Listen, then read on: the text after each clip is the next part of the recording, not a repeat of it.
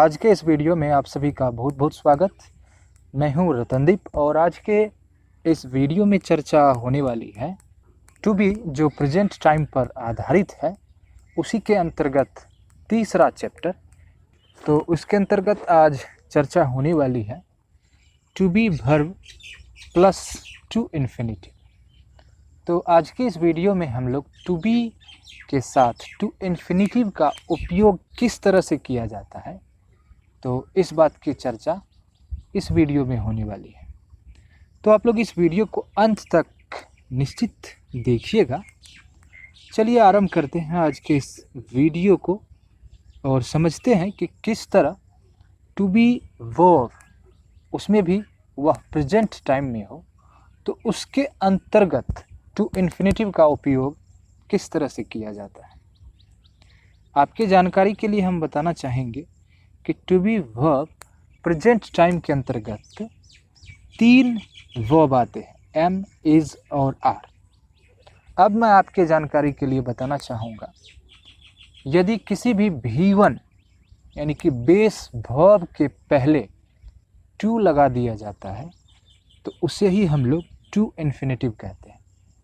वैसे V1 यानी कि बेस वर्ब को ही इन्फिनिटिव कहा जाता है और उसके पीछे यदि टू लगा दिया जाए तो वही टू इन्फिनिटिव हुआ। इसका मतलब आप V1 के पहले टू लगा दीजिए तो वह टू इन्फिनिटिव हो जाता है।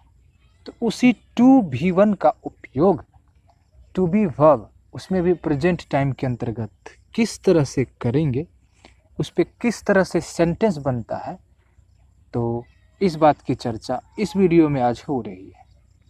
तो सबसे पहले हम लोग इसी चैप्टर के अंतर्गत आज जो देख रहे हैं उसमें सबसे पहला फॉर्मूला है जो अफर्मेटिव सेंटेंस पे आधारित है, यानी कि सकारात्मक सेंटेंस पे आधारित है।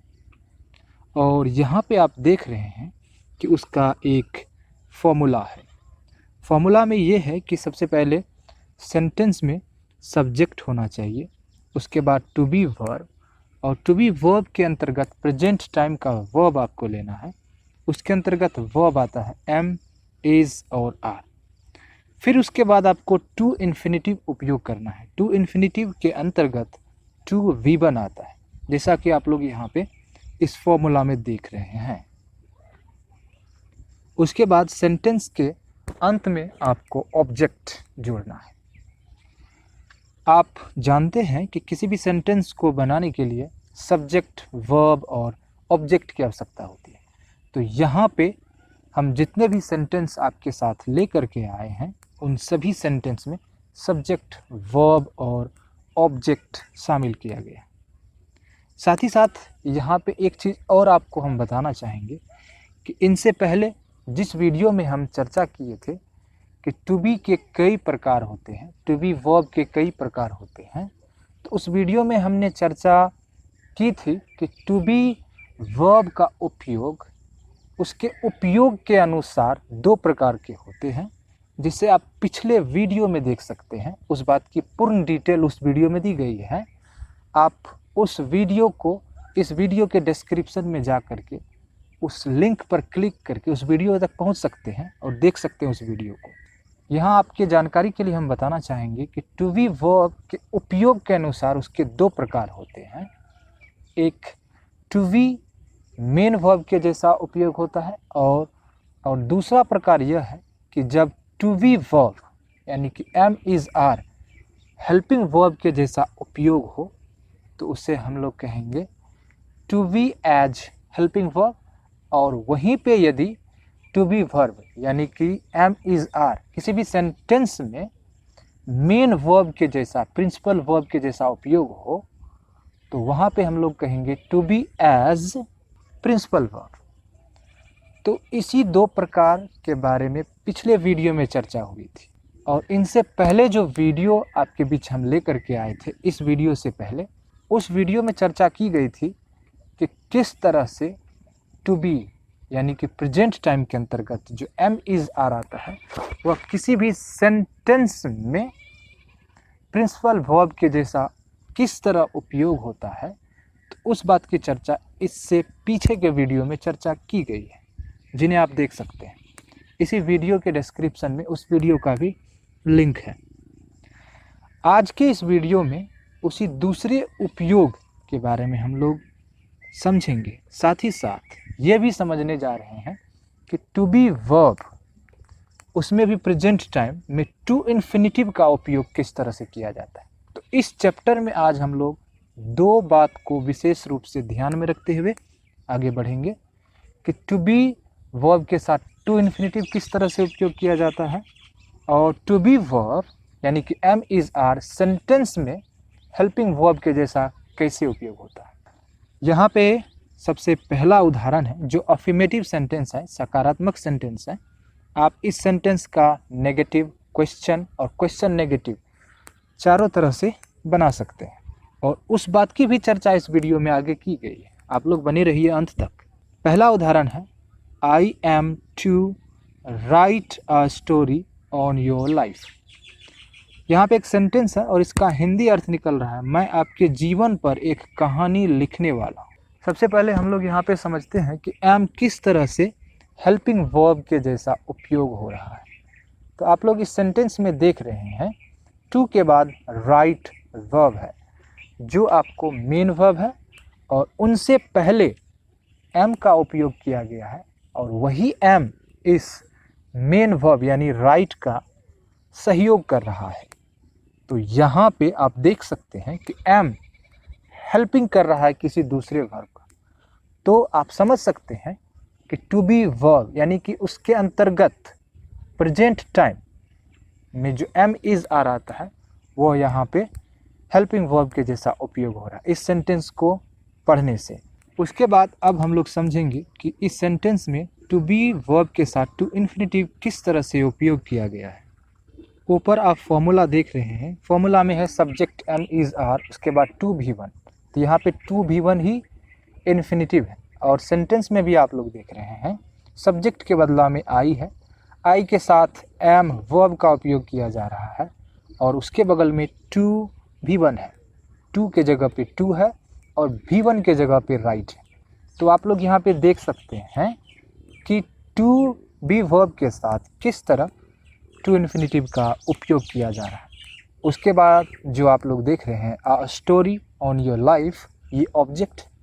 तो इस सेंटेंस में टू राइट टू इन्फिनिटिव का काम कर रहा है। यहाँ जो यह उदाहरण है और इस उदाहरण का जो यहाँ पे हिंदी अर्थ निकल रहा है मैं आपके जीवन पर एक कहानी लिखने वाला हूँ। तो इस हिंदी अर्थ को समझने से ये पता चल रहा है कि यहाँ पे कोई कार्य अभी नहीं हो रहा है, और ये कार्य निकट भविष्य में होने वाला, और इस सेंटेंस से फ्यूचर इंडिकेशन हो रहा है। फ्यूचर में जो भी काम होने वाला है उस बात की चर्चा हो रही है इस सेंटेंस के माध्यम से, और यही अर्थ निकल रहा है यहाँ पे कि यह सेंटेंस प्रेजेंट टाइम में बनाया गया है, लेकिन इससे अर्थ निकल रहा है फ्यूचर टाइम का। इसीलिए हम लोग इस सेंटेंस का उपयोग फ्यूचर में यदि कोई काम होने वाला है तो उस सेंटेंस को एक्सप्रेस करने के लिए आप इस फॉर्मूला का, इस तरह के सेंटेंस का उपयोग कर सकते हैं। और यही खासियत होता है कि टू बी वर्ब उसमें भी प्रेजेंट टाइम के अंतर्गत यदि टू भी वन लगा दिया जाता है तो इतना बड़ा परिवर्तन हो जाता है, और इससे फ्यूचर समय का बोध होने लगता है। अभी जो आप देखे हैं यहाँ पे उदाहरण, यह अफर्मेटिव सेंटेंस पे आधारित है। यहाँ पे नीचे कुछ और उदाहरण लिखे गए हैं जिन्हें मैं पढ़ रहा हूँ और उसका हिंदी आपके सामने बोल रहा हूँ, जिन्हें सुनकर आप समझेंगे कि कोई भी कार्य निकट भविष्य में होने वाला है। तो दूसरा उदाहरण यहाँ पे है we are to play cricket tomorrow, हम लोग कल क्रिकेट खेलने वाले हैं। तीसरा सेंटेंस है you are to help the poor, आप गरीब का सहयोग करने वाले हैं। He is to buy a new car from Delhi, वह दिल्ली से एक नया कार खरीदने वाला है।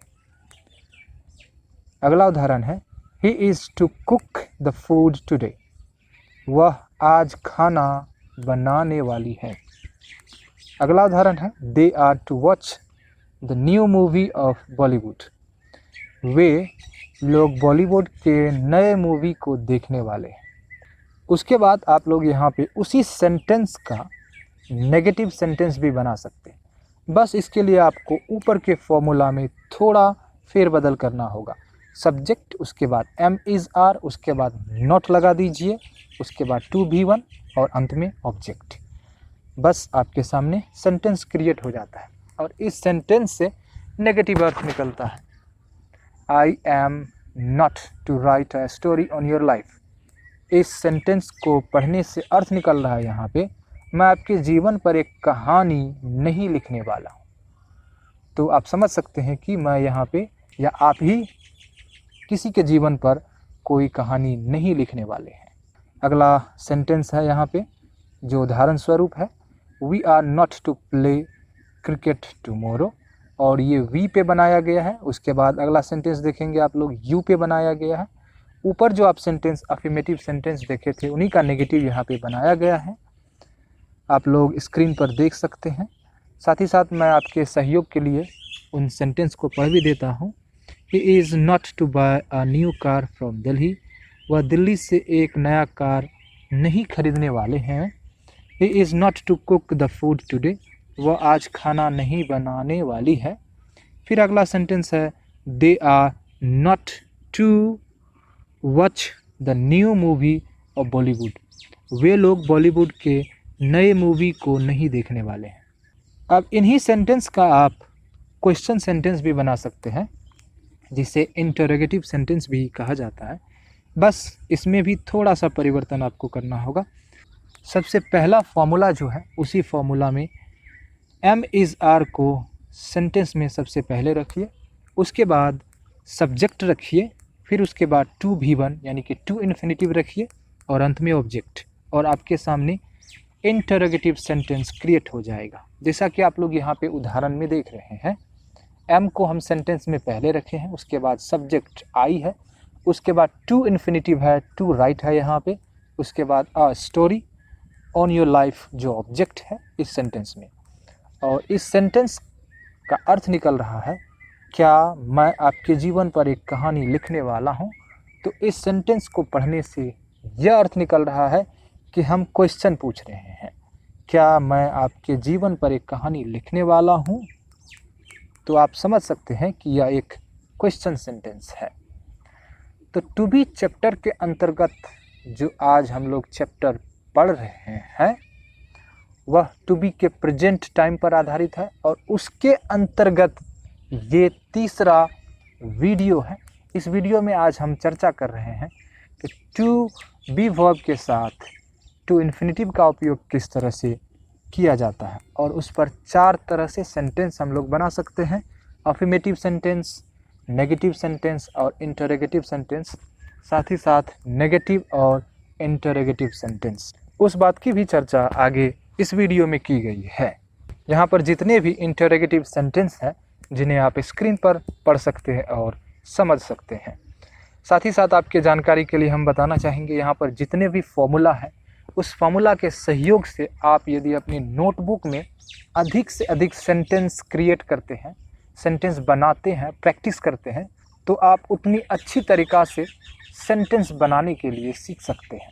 और यदि आपके पास सेंटेंस बनाने का गुण आ जाए, यदि आप सेंटेंस अच्छे से अच्छे सेंटेंस अंग्रेजी में बना लेते हैं, तो फिर उसे आप रीड करेंगे, और जैसे ही रीड करेंगे तो आपको इंग्लिश बोलने के लिए निश्चित ही हो जाएगा। बस ज़रूरत है आपके प्रैक्टिस की। नए नए वर्ब लीजिए, नए नए सब्जेक्ट लीजिए, नए नए ऑब्जेक्ट लीजिए और सेंटेंस बनाइए। अब देखेंगे इसी चैप्टर के अंतर्गत कि किस तरह से इंटरोगेटिव और नेगेटिव सेंटेंस बनाया जाता है। इसके लिए भी यहाँ पर हम आपके सामने फॉर्मूला लिख दिए हैं, जिन्हें आप पहले देख सकते हैं, समझ सकते हैं। उसके बाद इसी फॉर्मूला पर आप इंटरोगेटिव और नेगेटिव सेंटेंस बना सकते हैं।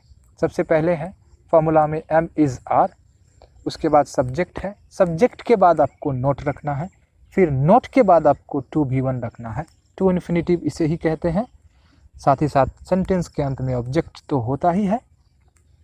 यहाँ पे एक उदाहरण आपके साथ हम रीड कर रहे हैं।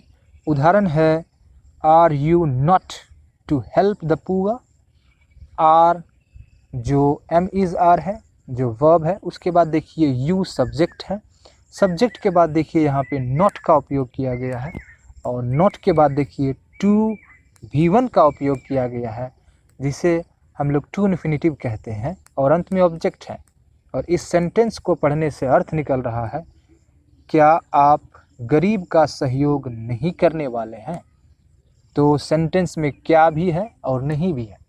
क्या से क्वेश्चन का पता चल रहा है और नहीं से नेगेटिव का पता चल रहा है कि यह सेंटेंस नेगेटिव में है। तो यहाँ पे क्या और नहीं को मिला करके यह सेंटेंस क्वेश्चन और नेगेटिव दोनों में है। तो इस तरह से आप टू बी चैप्टर के इस तीसरे वीडियो में सीख चुके हैं कि टू बी वर्ब, उसमें भी प्रेजेंट टाइम यानी कि एम इज़ आर के साथ किस तरह से टू इन्फिनिटिव का उपयोग किया जाता है।